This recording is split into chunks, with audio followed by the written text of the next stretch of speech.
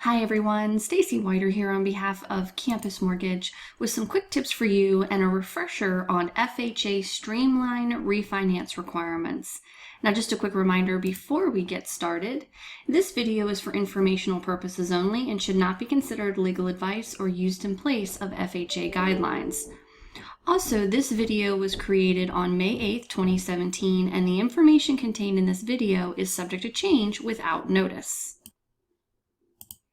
So when it comes to the FHA Streamline refinance, the purpose of this is to make it easier for those who already have an FHA mortgage to refinance to another FHA mortgage and take advantage of lower interest rates, possibly lower MI, or change the term.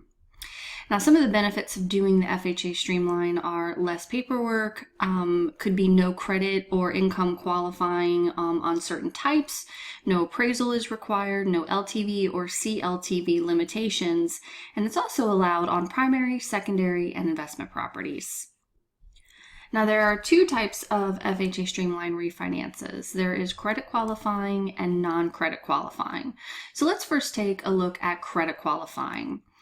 For credit qualifying, at least one borrower from the existing mortgage must remain on the new one. So that means if you need to take a borrower off of the mortgage, then you would need to do a credit qualifying FHA Streamline refinance. So let's take a look at some of the requirements. So when you're doing these mortgages, there are a lot of exemptions. So meaning things that you don't need to worry about, you don't need to verify. Well, let's take a look at what they are with a credit qualifying FHA Streamline. The exemptions include ordering the appraisal, borrower ineligibility due to delinquent federal non-tax debt, delinquent federal tax debt. So in other words, if they have delinquent federal tax debt, you can still do the mortgage.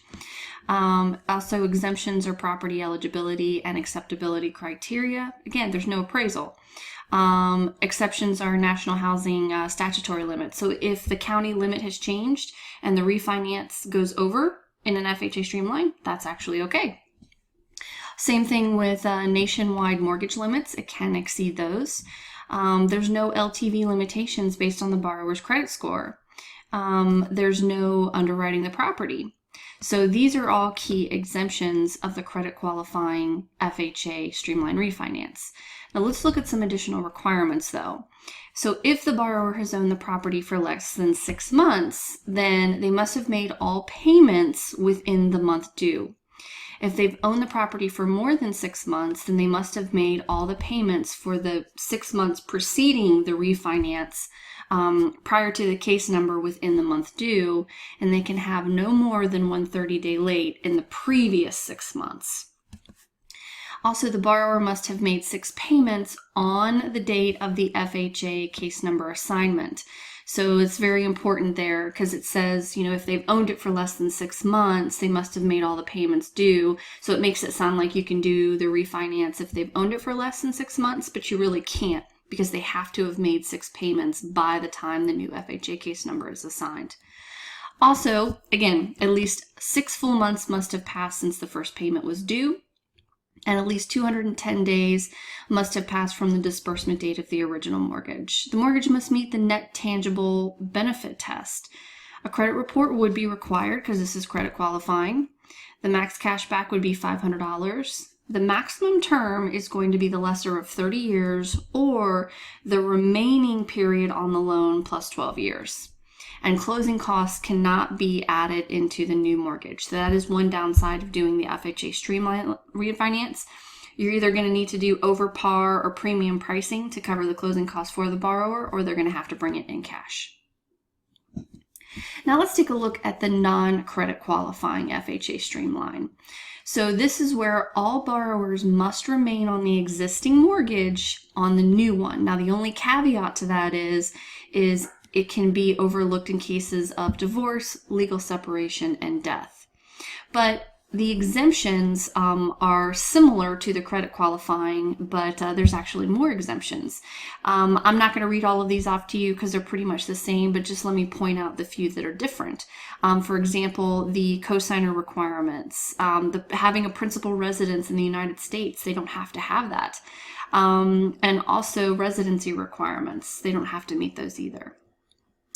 Some additional ones here, again, it doesn't have to meet the nationwide mortgage limits, the same as the credit qualifying. There are some additional things for credit requirements and income requirements for manual underwriting, but there's no asset requirements. There's no underwriting of the income, no underwriting of the assets. There's no qualification of ratios. So as you can see here, all of these things are going to be exempt from a non-credit qualifying FHA Streamline. Now, some additional requirements, again, are very similar to the credit qualifying, but let me point out what's a little bit different here. A credit report is not required. So on a credit qualifying, obviously you would pull a credit report. On a non-credit qualifying, there's no credit report. Also, borrowers can be added to the title and the mortgage if it's a non-credit qualifying FHA Streamline refinance without a credit worthiness review. Again, same thing, max cashback is $500. They can't finance the closing costs or anything like that into the new loan amount. Same thing with the term, lesser of 30 years or the current remaining term plus 12. But one other thing that is different is that lenders may use an abbreviated uniform residential loan application. So because they're not getting income, they're not getting credit, they're not verifying assets, none of that has to be put onto the application. So lenders can use that abbreviated form. All right, everyone, that's all for now. Thanks so much for watching. For more tips and videos, please visit campusmortgage.org and look for their weekly video mortgage tips designed for all mortgage professionals, including underwriters, loan officers, closers, post-closers, and processors. Hope you have a great day. We'll see you next time.